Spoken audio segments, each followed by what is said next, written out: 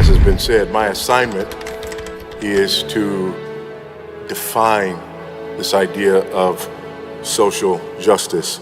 If you'll give me a moment here. And I think it's very important for us to do this. But before we do this, let me just quote a Nobel laureate, Friedrich Hayek, because I think his words sort of sum up my approach and my attitude as it relates to this subject.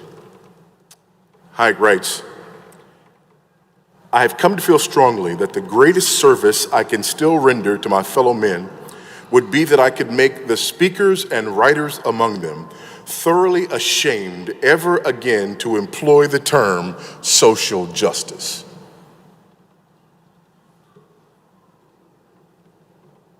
I think that is a worthy goal, to make speakers and writers everywhere ashamed to ever again use the term social justice. And why? Why would I want to do that? Well, let me quote someone else who's not a Nobel laureate, but insightful nonetheless, Inigo Montoya. You keep on using that word. I do not think it means what you think it means. The biggest problem with the concept of social justice, with the word social justice, with the terminology of social justice, is that it doesn't mean what we think it means. And oftentimes, when we address the issue of social justice, those who have decided to go ahead and use the terminology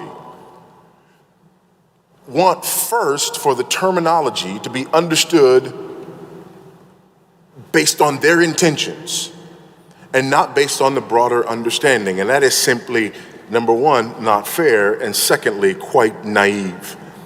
And so I want to look at three things. Number one, I want to look at the meaning of social justice.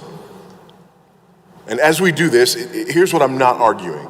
I'm not arguing that we need to reduce this to a question of semantics and then move on. That would be inappropriate. If all we're talking about here is semantics, that would be inappropriate. That's not my argument, but we do need to look at the term. Secondly, I want to look at the movement. And thirdly, the mission. The meaning of social justice, the movement of social justice. There is a social justice movement, and it has a mission. Let's look first at the meaning of social justice. Kevin DeYoung, in a very insightful article, "Is Social Justice a Gospel Issue?" writes this: "Social justice is a nebulous term, unassailable to some and arousing suspicion in others." DeYoung goes on in his article to say that if this is what you mean by social justice, then no, it's not a gospel issue. But if this is what you mean, then yes, we can agree that it's a gospel issue. The only problem is that social justice actually does mean what DeYoung posits in his first argument, and not that which he agrees with in the end. William Young writes, "While often an amorphous term, social justice has evolved generally to mean state redistribution of advantages and resources to disadvantaged groups to satisfy their rights to social and economic equality." I'll say more about that as we go along, but let me just sort of unpack that for a moment. Social justice has evolved to generally mean state redistribution of advantages and resources to disadvantaged groups. Advantages, resources, groups. Those are incredibly important words, to satisfy their right to social and economic equality. Their right to social equality and their right to economic equality. Here's why this becomes problematic. God demands justice. Amen? God demands justice. Justice is not optional for the believer. Injustice is sin. Therefore, if social justice is truly justice, then disagreement cannot be allowed. Now think about any social justice issue that comes to mind, and you already understand why this is problematic. Because in any social justice issue that just came to your mind, there are people on one side arguing for social justice that say the answer is A, the injustice is A. And there are people on the other side arguing for social justice, and they're saying that the injustice is B.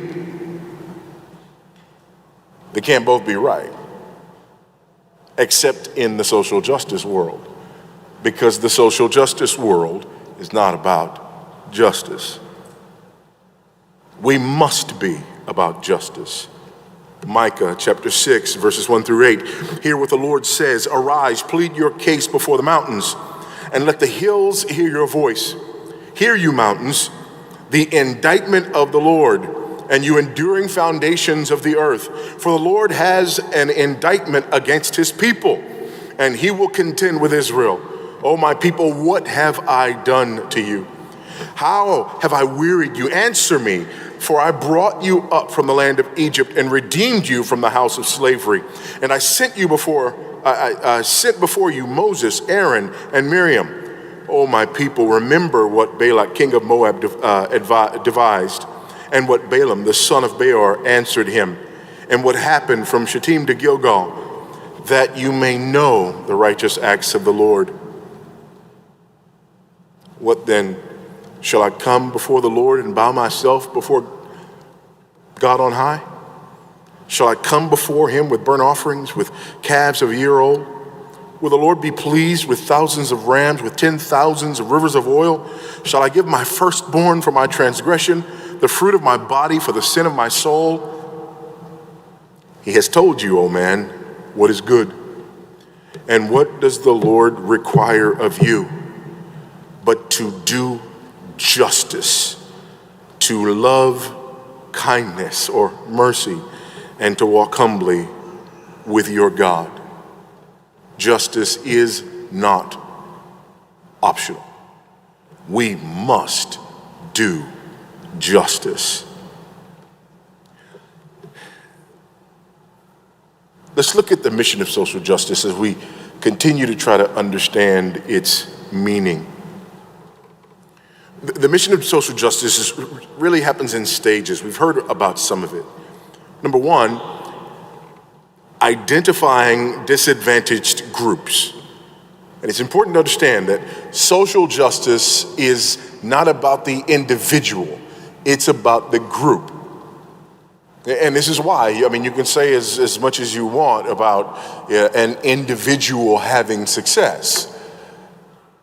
But the issue is not individuals who have success or whether individuals can have success. Hooray, there was a bi-ethnic man who was the president, right? But again, that does not negate the issues inherent to the group as a whole. And so the mission of social justice first is to identify disadvantaged groups. And I say groups and not minorities. Often we talk about disadvantaged minorities, but that is not the case. And you need only one example to prove that that's not the case, and that example is women. Women are more than 50% of the population. They are a majority. However, women are considered, for the sake of social justice, a disadvantaged minority.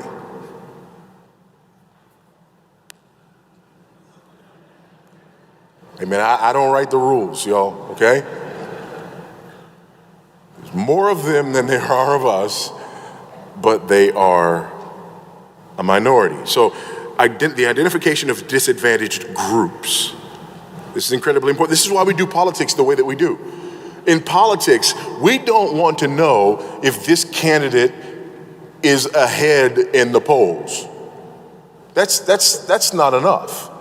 We want to know that this guy is doing really well with red-headed, left-handed white females, and this guy over here is really doing well with blue collar, Ford truck driving. We want to know which groups they are representing, because politics now is identity politics.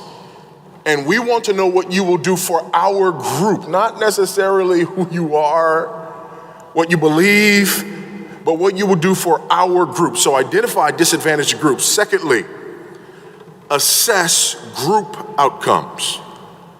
Again, this is not about individual outcomes, this is about group outcomes. We have to assess group outcomes. Thirdly, assign blame for disparate outcomes. Assign blame for disparate outcomes. If this group is having a negative outcome in this particular area, then we need to find out who's to blame for that. If this group doesn't do as well academically, if this group doesn't do as well economically, if this group is not as well represented politically. And then finally, there needs to be a redistribution of power and resources in order to redress those grievances. That's the answer. And that has to be the answer according to social justice. So you may say, well, wait a minute, this group may be disadvantaged in this area because of something within that group. That's victim blaming.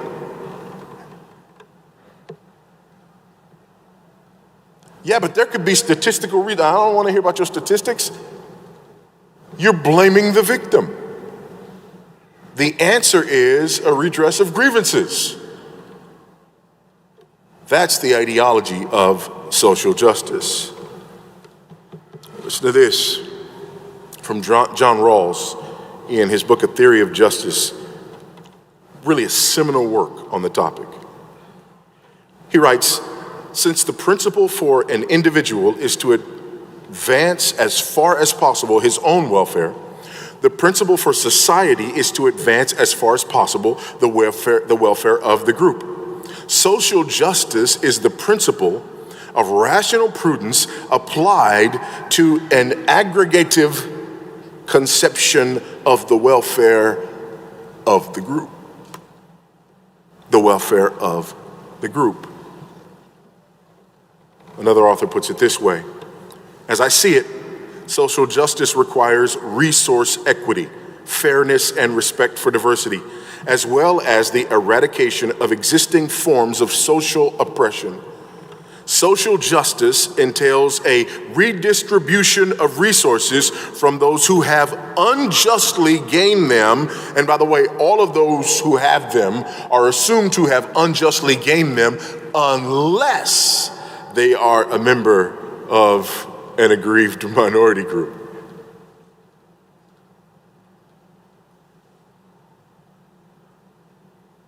So if you're a white person who has acquired wealth, that's unjust. It's unjust. Black people dominate the shortest and the longest race in the Olympics. Justice. Make up the majority of the NBA and the NFL. Justice. Do you see? The idea here is if the disparity accrues to the benefit of a group that is identified as an oppressed minority, then the disparity is not to be looked at.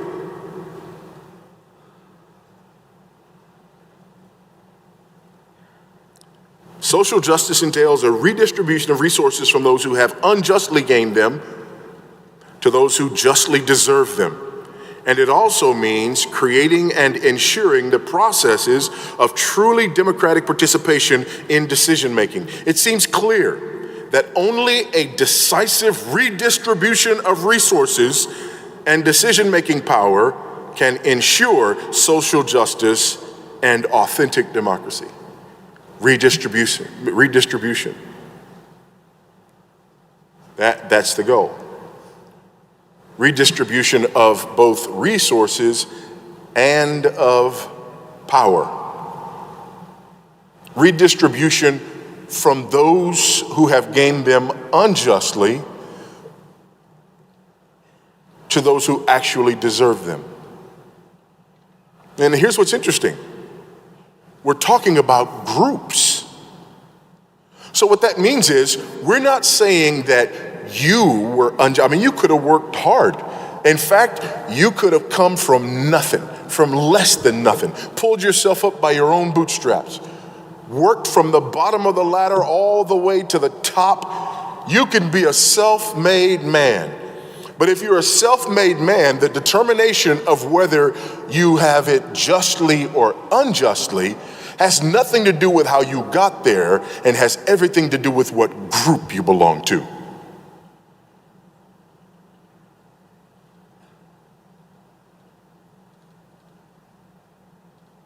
So you can be a white person from Appalachia who was born with nothing and clawed yourself out. It doesn't matter. You are the privileged one. And if you stand shoulder to shoulder with the son or daughter of Colin Powell, who grew up with privilege and power, the answer is whatever they have, they deserve. And whatever you have, you did not. Because social justice examines the group. It looks at the group level. The mission of social justice then addresses myriad issues, but let me just give you one example. There's a group called Faithful America. On their website, they identify themselves as the largest, fastest growing online community of Christians putting faith into practice for social justice. So again, they're using the word. They understand what the word means. By the way, if you just look at the Oxford Dictionary of the English language, they agree. Social justice is distributive justice. So there is complete agreement in the academic world, there's complete agreement in the political world, there's complete agreement in society at large as to what we mean when we use the word social justice.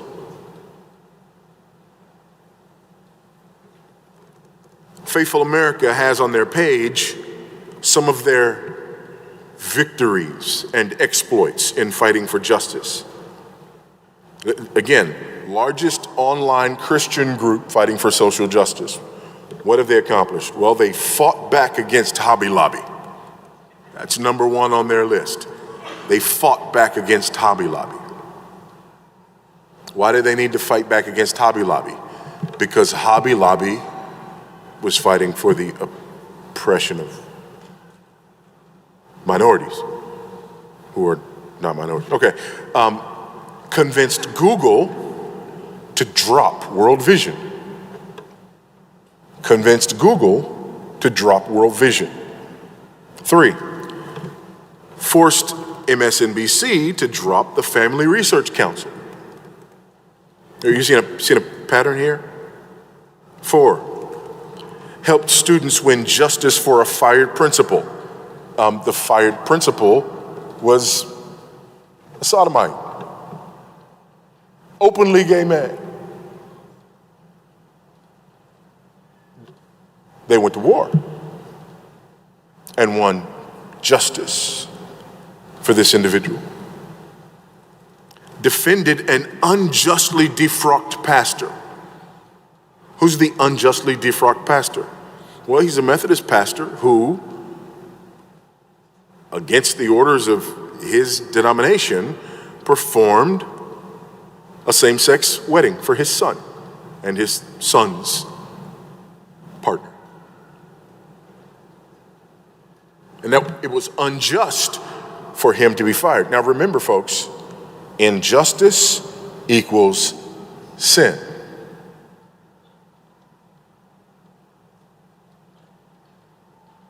It is a sin not to perform same-sex unions. This is their argument. And then the last one on their, and I love that they just have this tacked on. Fought the fracking industry. justice.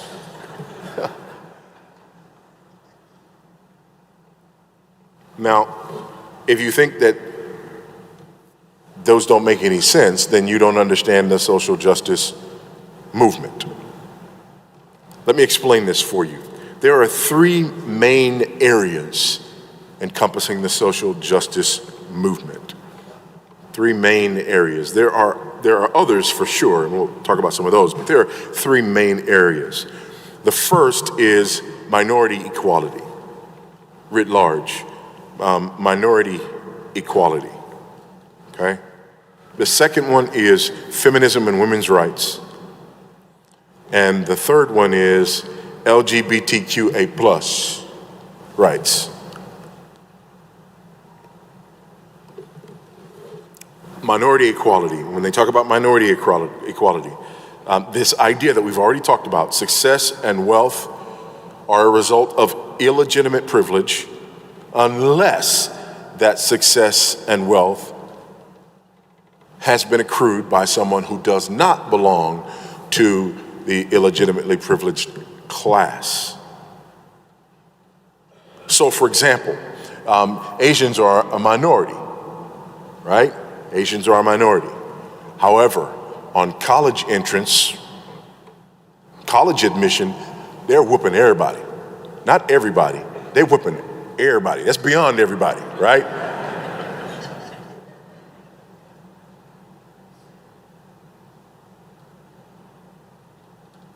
Economically, they surpass whites. But again, not an issue. Why? Because inequality equals injustice unless it accrues to the benefit of a minority. Or let's say not a minority, but to an oppressed group. Because remember, women are majority, but they are given minority status. Feminism and women's rights. Again, this is another one. It is always part of the argument. This is the heart of the social justice movement. The feminist movement is there. You cannot, and I believe it's naive for those who want to say, on the one hand, well, no, we don't want to promote feminism and we don't want to promote LGBTQA plus rights and all this other stuff. Really, we just want, and we don't even want in on all of the so-called minority equality movement. It's just racial equality, and even specifically there, just black people and white people.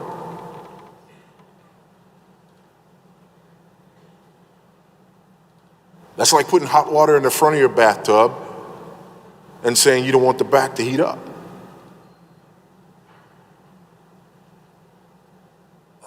You can't get away from it. And then the third one, LGBTQA plus rights. And by the way, I'm not being funny when I say LGBTQA plus. L, lesbian, B, bisexual, G, gay, T, transgender, Q, queer or questioning, and A is for allies. LGBTQ, lesbian, gay, bisexual, transgender, queer and questioning, and their allies, and then plus, because we don't want to offend anybody because they haven't been included as part of the acronym.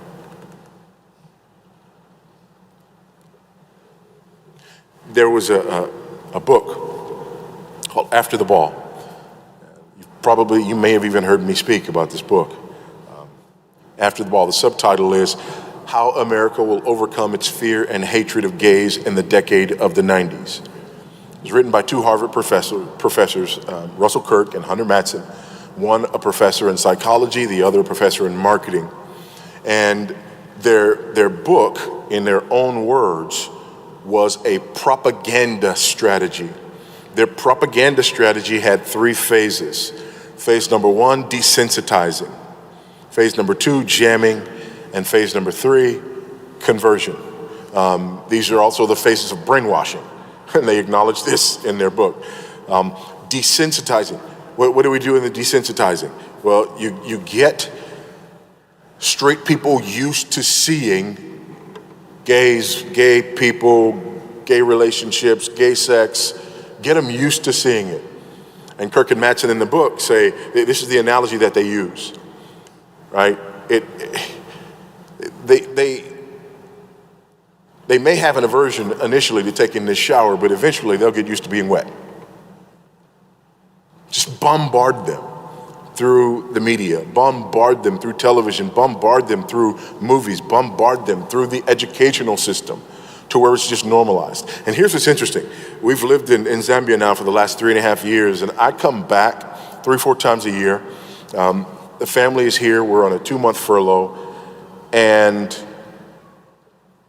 I've been getting my football fix, the playoffs are going on, and I've been getting some other stuff like that we just, don't even, when I was here, maybe not. Now that I can't do it, man, I need it. So anyway, I'm watching and I'm noticing a number of things. I'm noticing that there are a couple of commercials that I'm seeing, a couple of companies that are running commercials. And I keep seeing these commercials over and over again. One of them is a company that is promoting the sale of jewelry, right? And for special occasions. And there's vignettes of various couples. And in every one of their commercials, there's at least one vignette of a same-sex couple. And again, a lot of the people that I talk to, they go, oh yeah. Why? Because we're desensitized. I mean, it's just there all the time. I've noticed in virtually every football game that I've seen, college football game or a professional football game, there's commercials, and there's always at least one of the commercials that includes a female football player.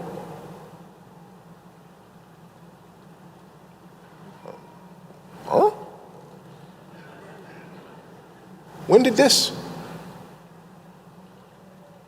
Social justice. Social justice.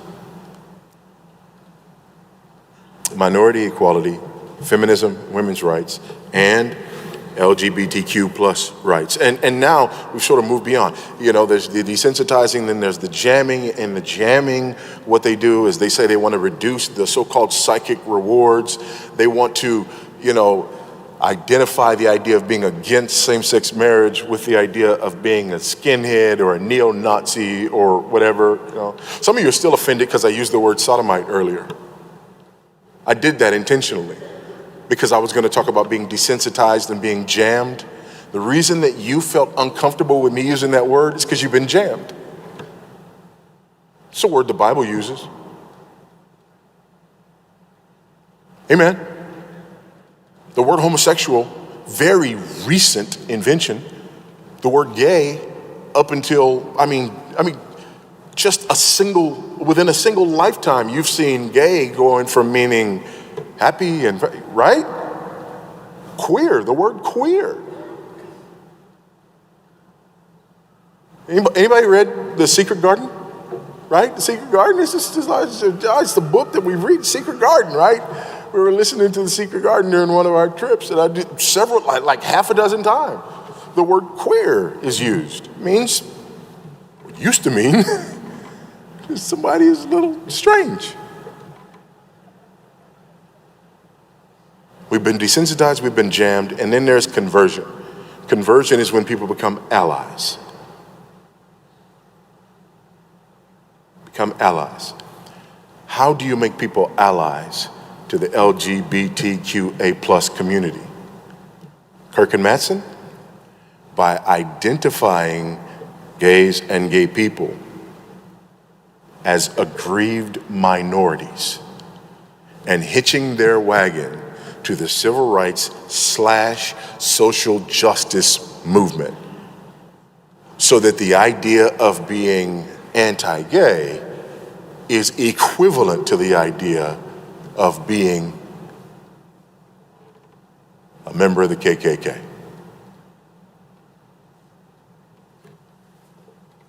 What about other issues? Because there are other issues.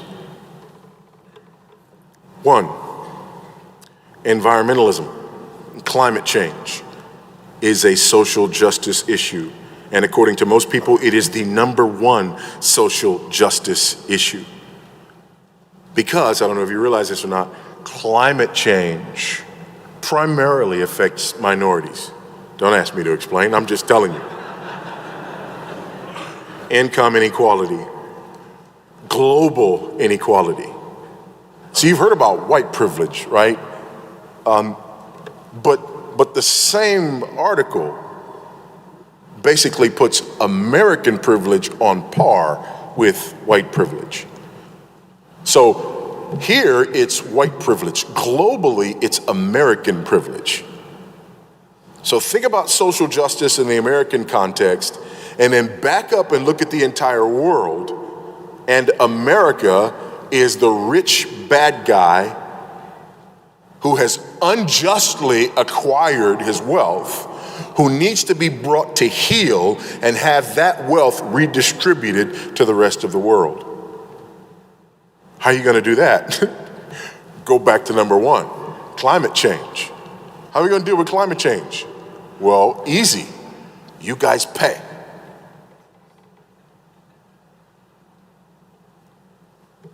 Immigration, universal health care, animal rights, veganism and vegetarianism, and access to abortion. I want us to look at two of these, because some of y'all are like, veganism and vegetarianism? Yes. If I could show you, I'd show you this website. Black veganism rooted in social justice.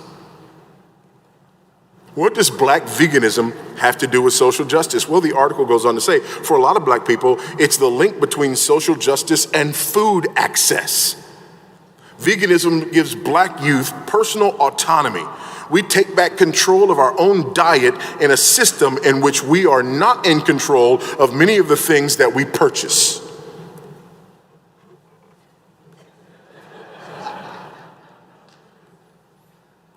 How about the issue of abortion or access to abortion? Women on the Web has an article, Abortion, a Matter of Human Rights and Social Justice. You see, here's the great irony, because there are a lot of people who would argue that abortion is absolutely a justice issue. The murder of the unborn is a justice issue. Amen? And ironically, the murder of the unborn disproportionately affects the unborn who, if they were born, would look like me. It's a justice issue, right? But within the social justice movement, it is access to abortion that's the social justice issue. Do you see that?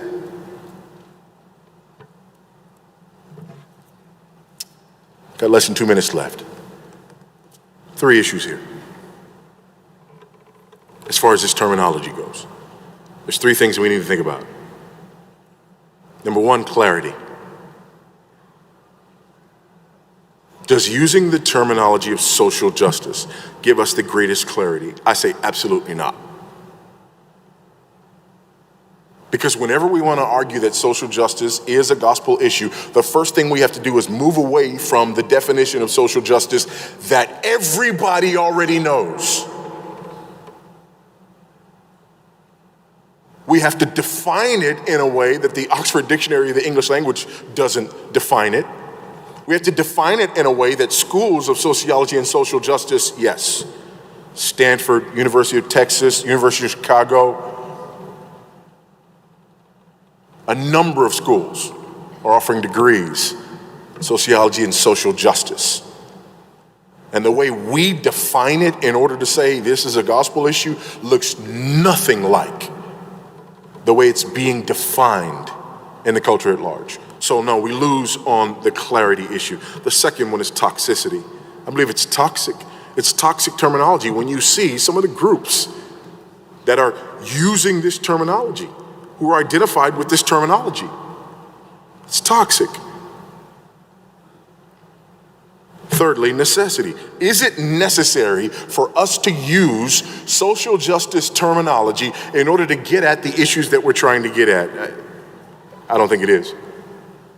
there are alternatives, and we need to use those alternatives. Finally, the use of this terminology has a chilling effect. First of all, it begs the question. Literally, I don't mean it raises the question. A lot of people use begs the question when they mean raises the question. That's a whole nother issue of using wrong terminology. But I mean begging the question in terms of debate, right? Arguing facts that are not in evidence. It begs the question. If I say something is a social justice issue, if you and I are having a disagreement and I declare that it's a social justice issue, I've already declared that my position is the high ground. And it confers omniscience upon the person using the terminology, because there could be myriad factors that would explain an inequity. And when I say that is a social justice issue, I'm assuming that I understand all of those factors. And then finally, it shuts down debate, argument, discussion. Because see, God demands justice. The minute I say this is a justice issue, I've just said to you that if you're not on the side of it that I'm arguing, you're in sin.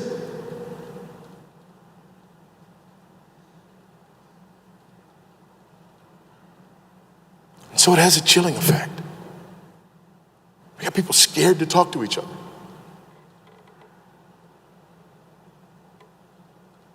All because of this terminology that is really well established, clearly understood.